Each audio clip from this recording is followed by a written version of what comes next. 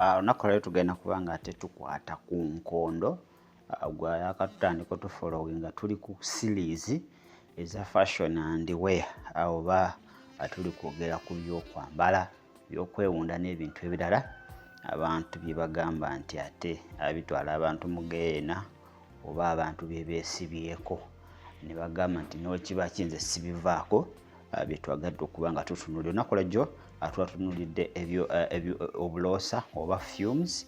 Olunaku lwali tugenda kuba nga tutunulira engato ze bayita enkondo kubeera abantu bangi bavuddeyo nti kasita oyambala enkondo agwegeyeena oba olinnya emmotoka ekuyingizayo. Naye katusabe kitaffe tukwebaza oba ng'obukeseza nga tukyali balamu tukuddiza ekitiibwa n'amatendo tonyika mu ndagaano y'omusaayi gwo mu kutwaniza okubeerawo okwo. Omwoyo Mutukuvu ajja ng'otukulembere tuleme kukozesa amagezi gaffe nkubadde ebirowoozo byaffe mu Kristo Yesu Omwana wa Katonda wano tusabidde, amiina. Kakati anjagala obeere nga oli muwuliriza mulungi. Zino series ze natandise nze sigendera ku bigambo by'abantu ng'abamu bo bwe bawulira nga gundi ayogerawo ati naye n'ayogerawo atyo. Nedda, kitegeere nze sigendera ku bigambo by'abantu, nze njogera bye mmanyi, bye nakolako oba bye nalabako ate nenjogera n'okusinziira ku byawandiikibwa bibyogerako bitya. So kati gwe oba oyagala nkusanyuse njogere nga gundi weyayogera ku nsonga eno nnyinza obutakikola ate Mukama akole ki?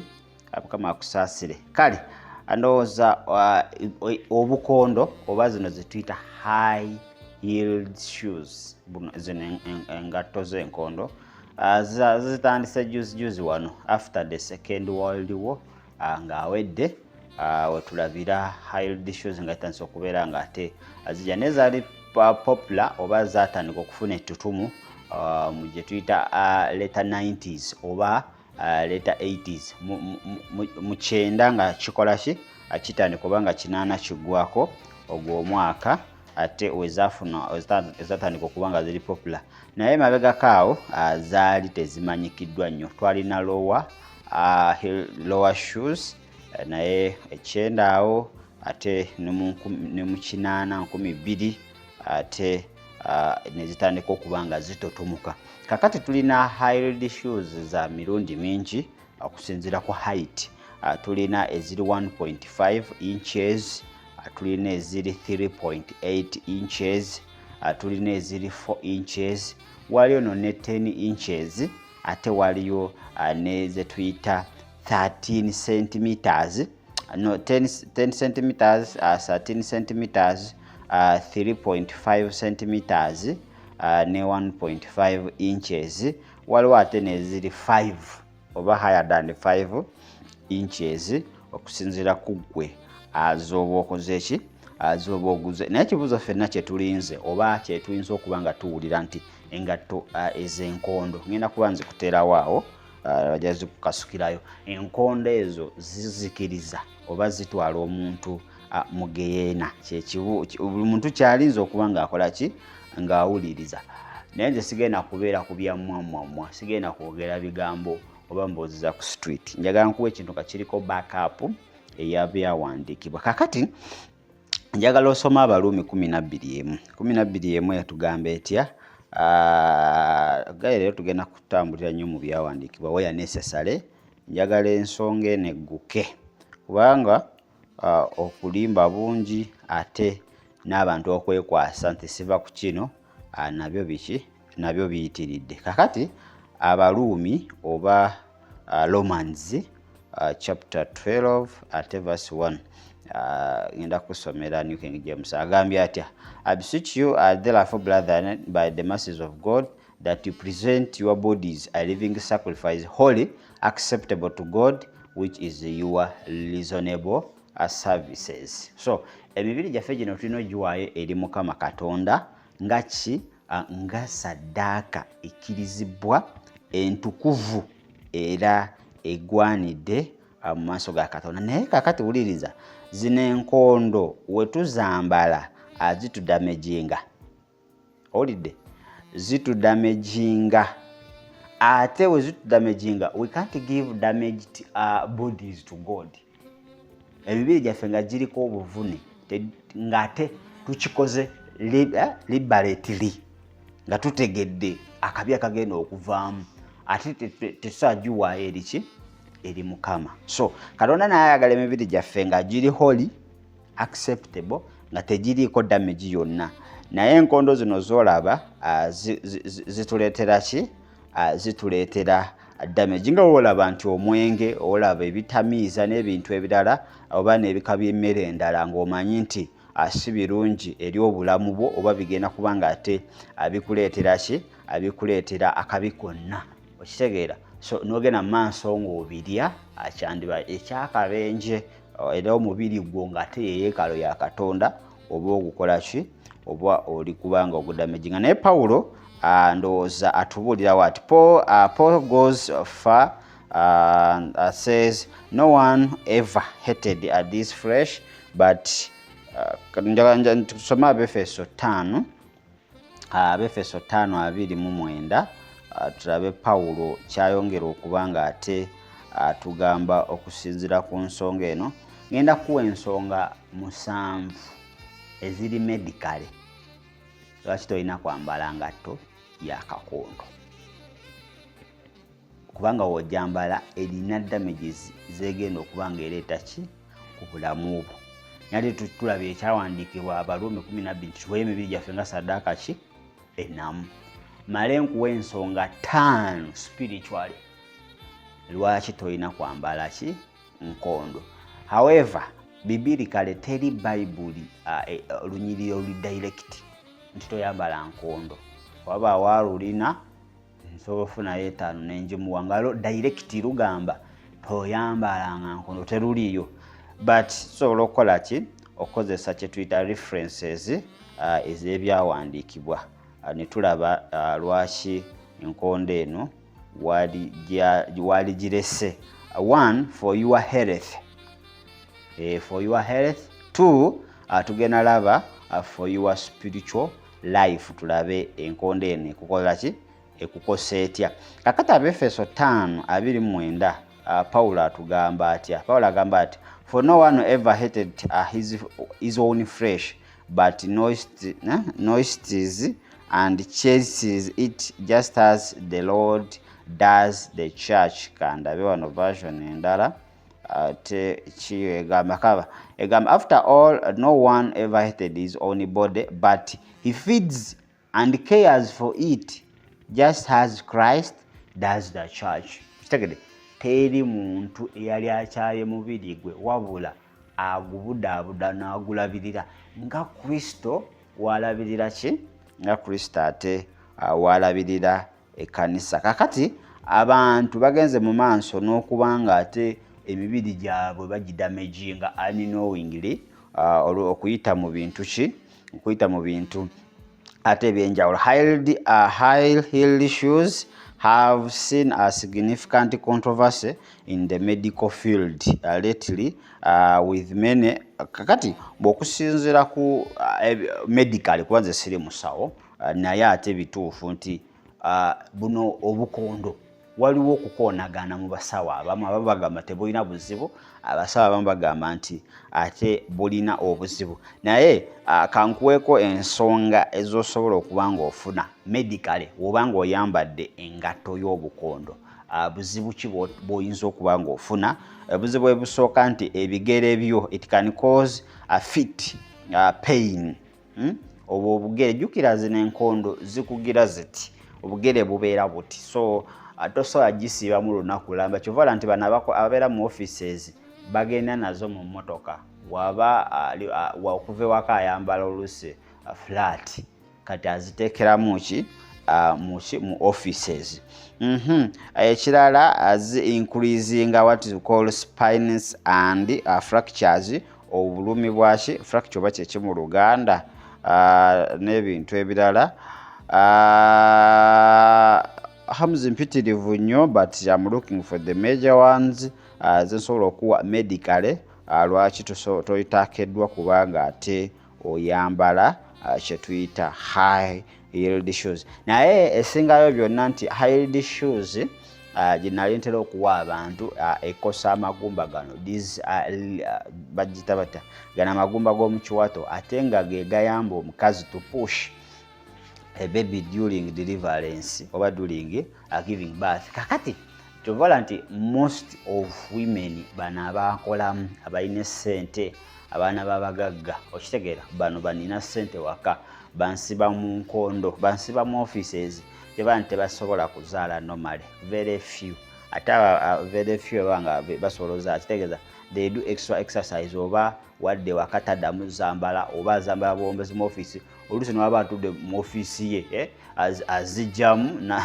nezibeera wali bbali azambala alikola ki alina waalaga. So abakazi abasinga bonna abeetaniridde oba abeefunyiridde okuba nga ate enkondo bazifuula ekitundutundu ku bulamu bwabwe nti bakomekereza nga okuzaala normale oba okuzaala okwa bulijjo kifuuka ekizibu gye bali bakomekereza ate nga bagenze muki mu operations. Ate tumanyi operations biki ebiyinza okuba nga bivaayo si birungi akatonda aba takukwatiddeeko kiba kizibu nnyo okuba nga ate otoloka ate ne tugamba nti oluusi operations ezo abasawo abamu baayononeka abakozi ba mulabe sitaani so bakulabanga ate saddaaka eyeereese okuba nga ate bagikozesa basobole okuba nga ate batuukiriza ki emirimu ate agya mukama waabwe egyo egiba tegikoze ki agibaweereddwa. Naye nze my concern oba main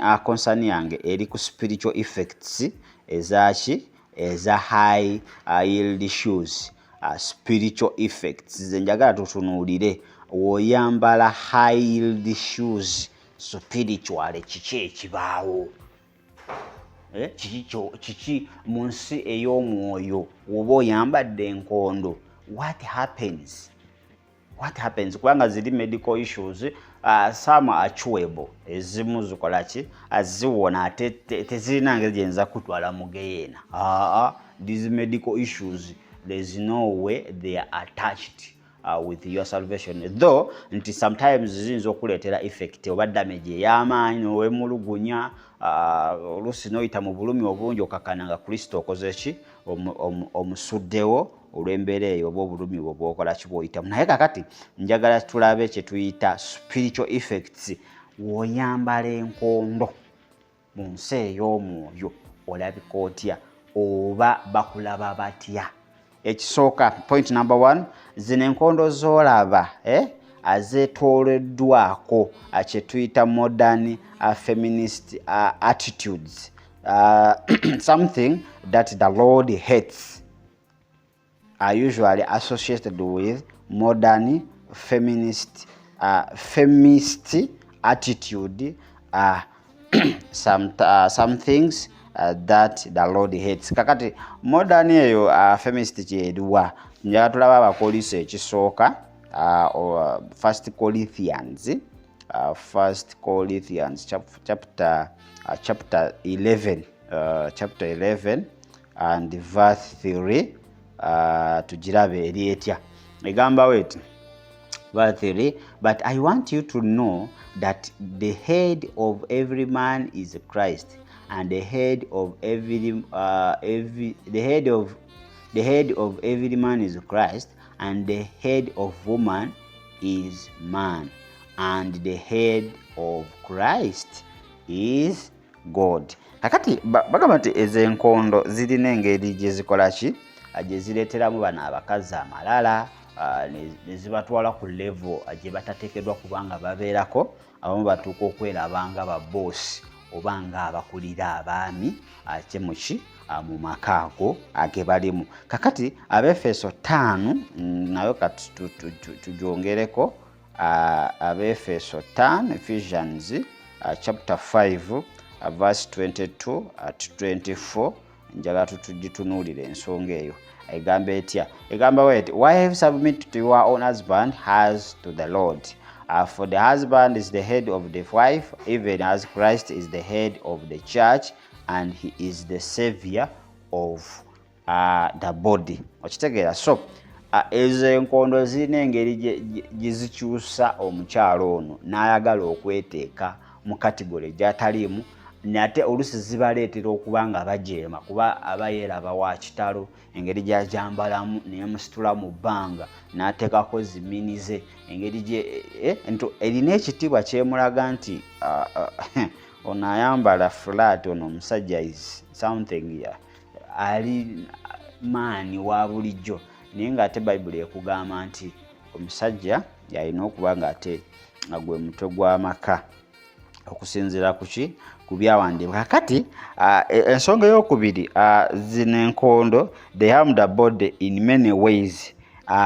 The body that God has given to us to be used in his service and for his glory. Kyenkusobola okugamba Abaruumi 12:1 nti zino enkondo zidamejinga oba zimenya emibiri gyaffe, zituleetako some harm somehow somewhere.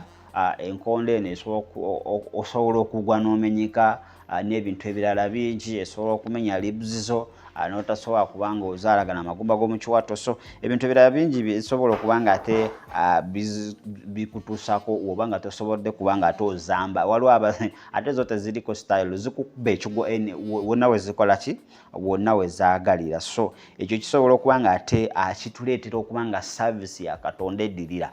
Tugeze obadde muweereza enkondo ekumenya ekigere, ogenda kubeera ewaka for some time n'ebintu ebirala bingi ebiri related to service of God. So ojja kusoma ne Corinthians ekisooka 6:19 to 20. Ndowooza nayo kanje kusomere 2 Corinthians chapter 6 verse chapter 6 verse 19. Verse 19 to 20.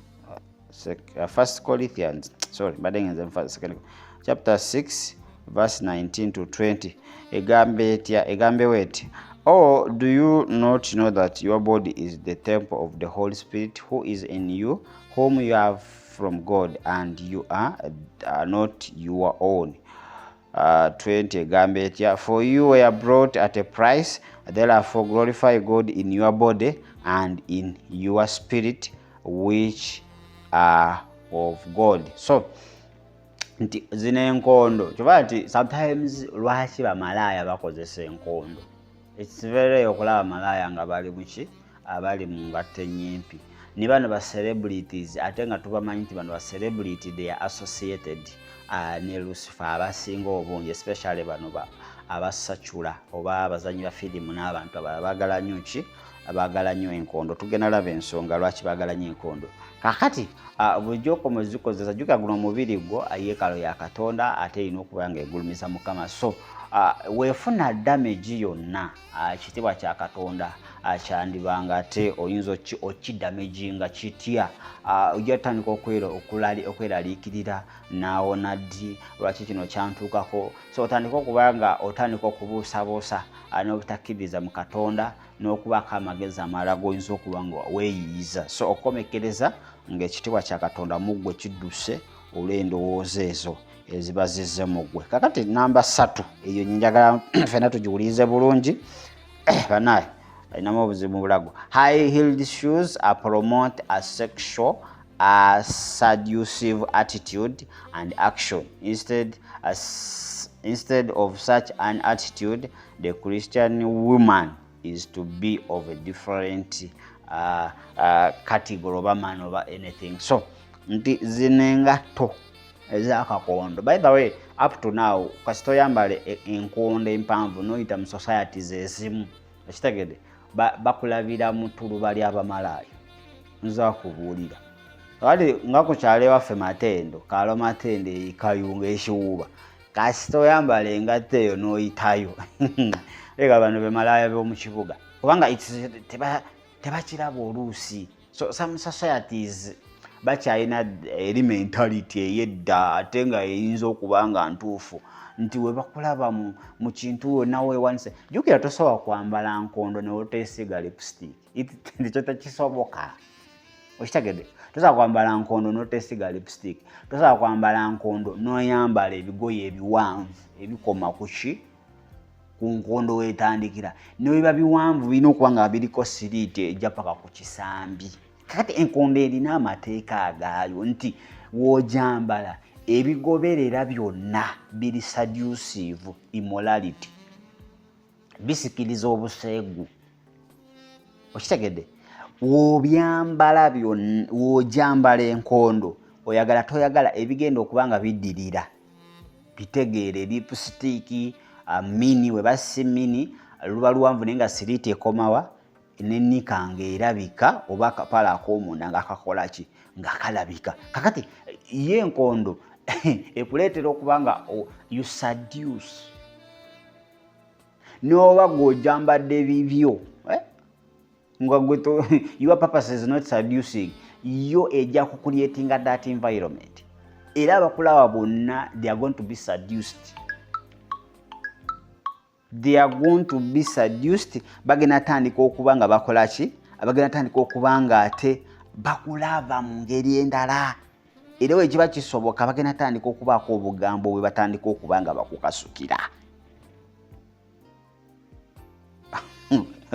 Ekyo kimanye nti enkondo yo agamaanyi gaayo geego. Gegamaanyi gaayo ate geekola ki? Geerina agatali ga bulijjo. So agooba ojambala oyinza okuba ojambala for a different purpose. Naye njagala okimanyi nti yo enkondo yo erina ate ebyayo birala. W'ojambala waliwo ebirina okuba nga ate bigenderako ebyo ebiyinza okuba nga ate gw'olaba ng'ebirungi naye nga gy'onooyita yonna oba gy'onaatambulira yonna abantu bagenda kubeera seduced oba bagenda kubanga nga basende okukola kyoko okusendasendebwa bagenda kubanga basendebwa ate okukomekereza nga ate waliwo ebitakoze eki waliwo ebitatambudde bulungi. Kakati njagala tulabe Proverbs chapter 7 verse 10. Proverbs chapter 7 under that point tulabe engeri ebintu gye biri kutambula mu Proverbs chapter 7 and verse 10 verse 10 eri wanjira piyino gituuseeko egambye etya egambye weti and behold there met him a woman with the antire of an harlot and a subtle of a heart. Ojja kusoma eyo story yali ono mukazi nga musenzi. She had that spirit of seducing. Senda abavubuka. Lokomekereza nga bebase naye naye byali ayambala. Nga bisenda ki?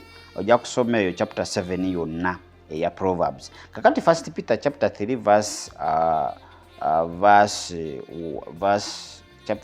verse 1 to 4 tutulabe ate egambe eta 1 Peter chapter 3 egamba wait wives likewise be submissive to your own husbands, that even if some do not obey the word, they without a word may be won by the conduct of their wives. When they observe when they observe or when they see the purity and the references of your lives. 3. Do not let your beauty should not come from outward adornment, such as blended hair and the wearing of gold jewelry and fine clothing.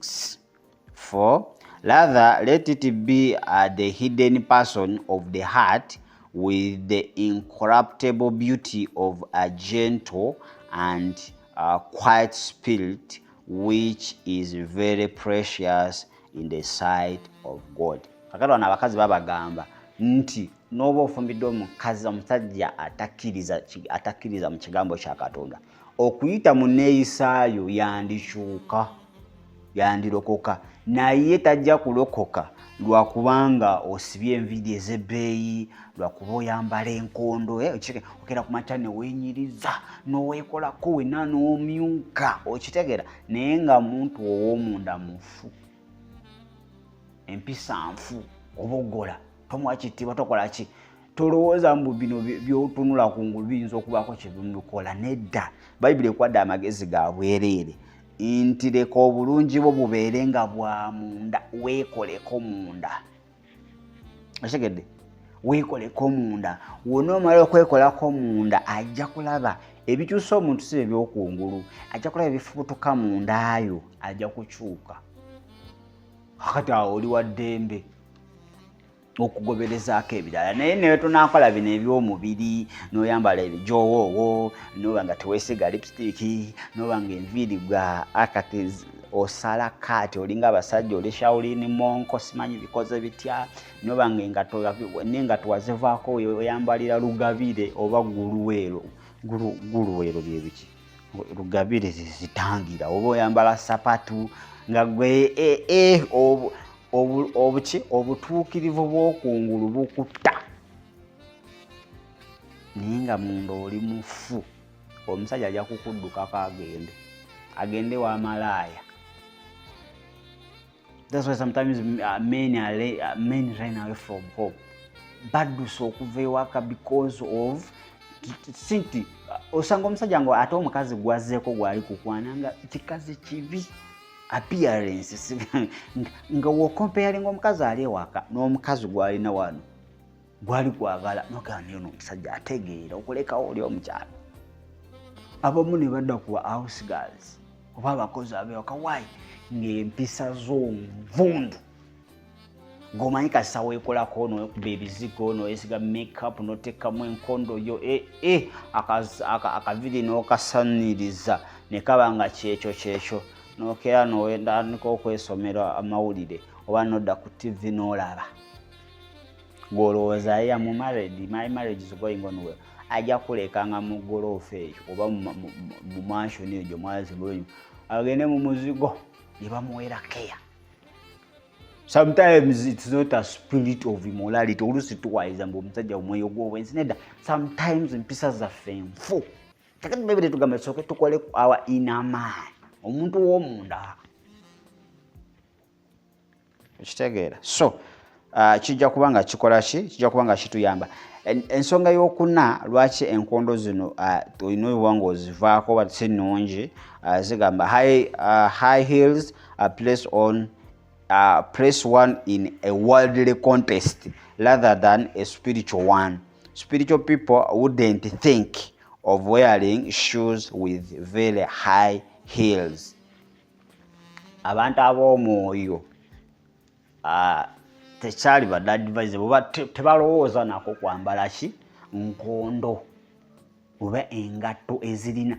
Waliwo engatto ezirina enkondo ennyimpi, naye ate tulina engatto nga okitegeera ekuwanika ki? Ekuwanika mubiri. So nti gy'okoma ozambala enkondo enzo oba wootandika ozambala zikukasuka mu nsi, ova mu mwoyo, mu nsi ey'omwoyo n'odda mu nsi ey'omubiri. Kinakugambye nti Romans chapter 12 verse 1 and verse 2, naye katusome verse 2 yokka. Nti zikukasuka otandika okweraba nga ate oli different, enneeyisa ekyuka, gwe twali tutegeera nga tokyategeerekeka. So ebintu bikola ki? Ebintu ate abikyuka. Egamba what? Do not be conformed to this world, but be transformed by the renewing of your mind, that you may prove what is that good and acceptable and perfect will of God. Kakali ate zino engatto zo zikuleetera okubeera you are perfect in the world. Zikuleetera okubeera nga you are perfect in the world. Kale Yokaana First John, baluwa ya za Yokaana, ate tulabe chapter 2 verse 15 ate to verse 17. egambye what? Do not love the world or the things in the world. If anyone loves the world, the love of the Father is not in him. Verse 16. For all that is in the world, the lust of the flesh, the lust of the eyes, and the pride of life is not of the Father, but of the world. Okitegedde? Ate nja oyagala toyagala nti zino enkondo zigenda kuleetera lust of the flesh. Bweziba tezirese lust of the flesh on you, abakuliraanye bagenda kwakirako. Zigenda kuleetera lust of the eyes, zigenda kuleetera n'amalala. Ekyo mateeka. 17 egambye weti. And the world is passing away and the lust of it, but he who does the will of God abides forever. Ndochegede nti abantu abali mu mwoyo abali spiritual at this level, at least bo tebali lowozeza nakwambala ki nakwambala nkondo, kuba enkondo eno erina kyetandika okuba nga ate ekyusa mu bwongo obwo, tandika okuba nga weeraba bulala, n'abantu bennyini batandika okuba nga bakuwanika n'ebitaliiyo. Kakati ensonga yange ey'okutaano yandibanga esembayo ku nkondo, egambawo eti high heels would to be an example of compromise before others, whether Christians or non-Christians. Kale soke nkuwa ekyandikibwa nkuvunulire gwe yalya school fees. 1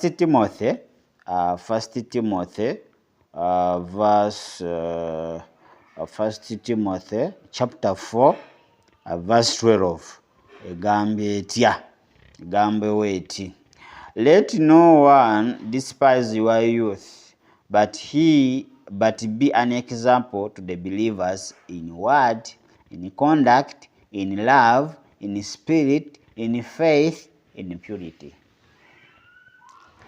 Zino enkondo zikuleetera okuba nga weekkiriranya, ofuuka ekyokulabirako ekyokwekiriranya eri abalokole banno n'abatali balokole. Kakati 1 Timothy 4:12 kyova laba akugambye nti tokkirizanga muntu yenna kunyooma buvubuka bwo, naye beera ekyokulabirako eri abakkiriza mu kigambo, mu neeyisa, mu kwagala, mu mwoyo, mu kukkiriza ne mu butukuvu oba ne mu bulongoofu. Beera ekyokulabirako. Kakati oyambala enkondo empanvu n'ogenda mu b'ensi, ate bo bajja kulaba kirala era bajja tandika okusiiyasiiya n'okukwana. Oyambala enkondo n'ojja mu kyaki, ate n'abo kyaki bajja kulabira ate muki mu ngeri endala nga ataakyuka, ng'omuntu omwensi, ng'omuntu alikola seducing, okitegeera. So balina engeri gye bakulabiramu. Kati Pawulo kyagamba nti beera ekyokulabirako ekirungi eri abakkiriza ate n'eri ensi. Ekintu ky'oyambala ne banga bagenda kulabira mu kategori endala, akola ki? Akireke for the good of the Lord.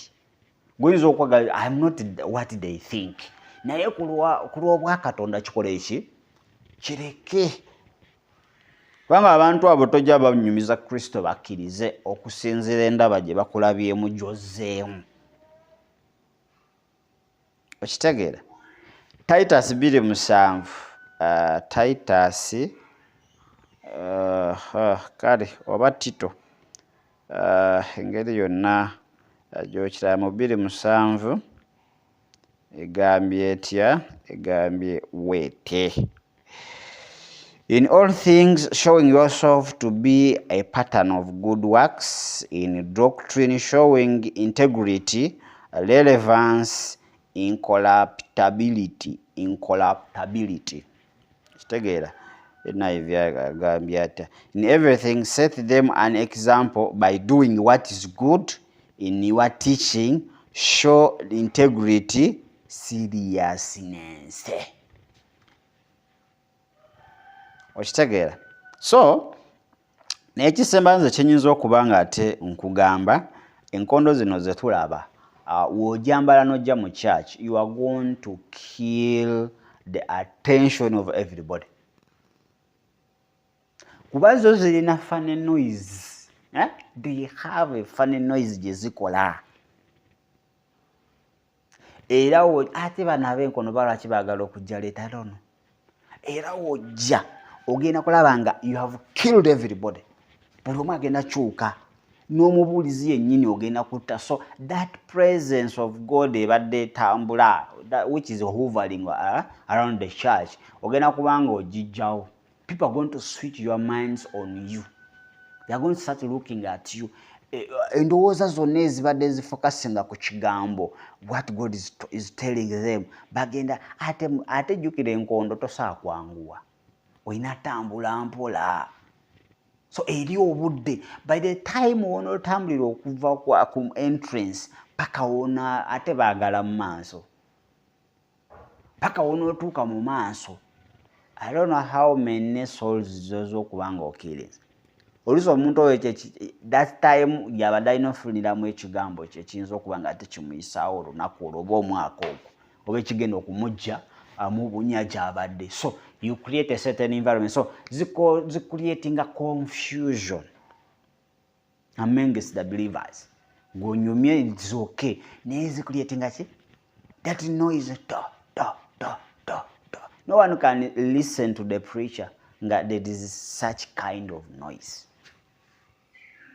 Okitegera? Teri ayinza kuba nga awuliriza ki? Awuliriza mubuulizi ate nga waliwo kye tuyita oba waliwo kerere eyo ate egenda mu maaso. Kale ndowooza anyinza okuba nga ate we know that some libertarian persons who profane Christ would consider all of this to be legalistic and majoring on minors. However, since the practice clearly violates the principle mentioned above, we would encourage true Christians to refrain from this worldly practice.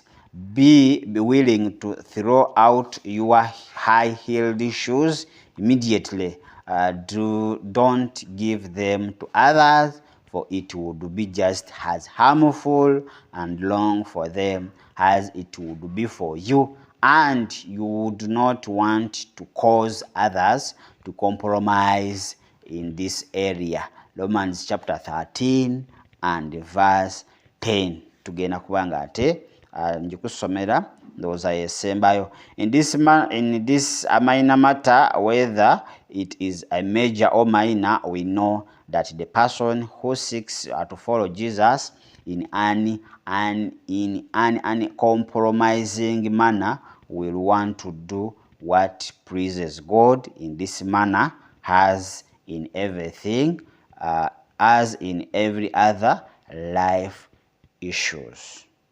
Kale ndowooza kankusomere Romans eno chapter 13 verse 10 nkuvuunulire gwe yalya school fees ate nsobola okuba nga nva wano. Love does not harm to a neighbor, therefore love is the fulfillment of the law. Kakati magezi ga bwereere gwoba olina enkondo ate nga wali yagadde okubanga amazima ate wekkiriranya yagala kweyongerayo mu Katonda, you live a holy life.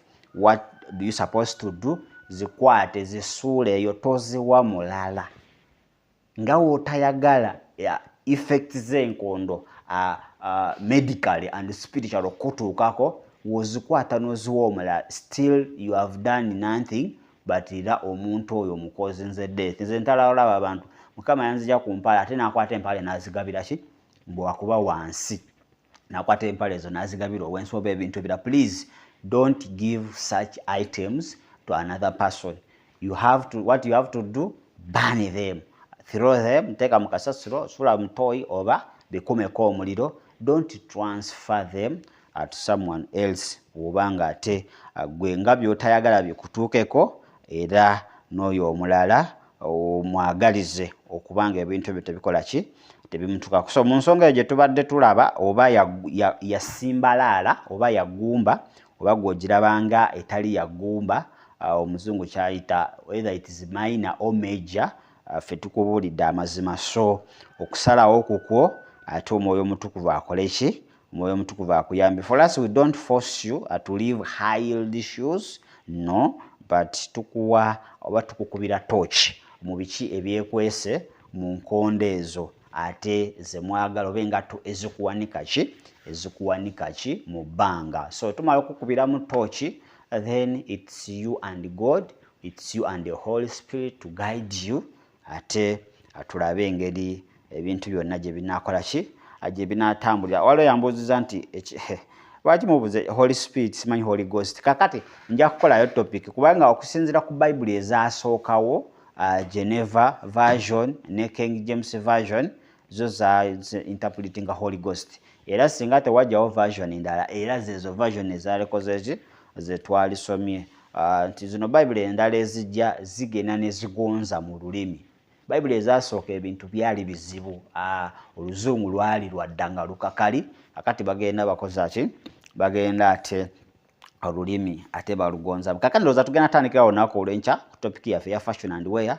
Agwerindira kyonna kye naakuleetera oba kyonna ky'oyagala twogereko, gwe kiteeke mu inbox yaffe eyaawo comment section tugireke eri open, oba osobola tufuna ku ssimu 0752 34 847 ne 0761 088 omuntu alaba share ate n'asaba enamba y'essimu kitegeeza aba ate tagirabye kubanga agimalayo. Alinsa Hotel ayitayo olwaleero nange ndowooza wenva wano gye ŋŋenda. Ebyokulya byo byayidde dda, kantu ebintu byonna biri talatibu ng'ate luwombo lw'amagi. Bakwetaaga ogendeyo ate ebintu bitambule bulungi. Olina pata, olina mbaga, olina mukolo gwonna, onoonya w'okusula, onoonya kyakulya, ndowooza olina okuba ng'ogendayo olabe ebintu nga bitambula bulungi. Travis ndowooza gy'ayagala okugenda. Kale sigenda kubanga nsukka wano, mbaagaliza amakya amalungi. Tugenda kukomawo ne pulogulaamu zaffe endala, naalo nga baddewo kubanga ate akutuusako ekifaananyi ekyo. Mubeere bulungi, mweraba.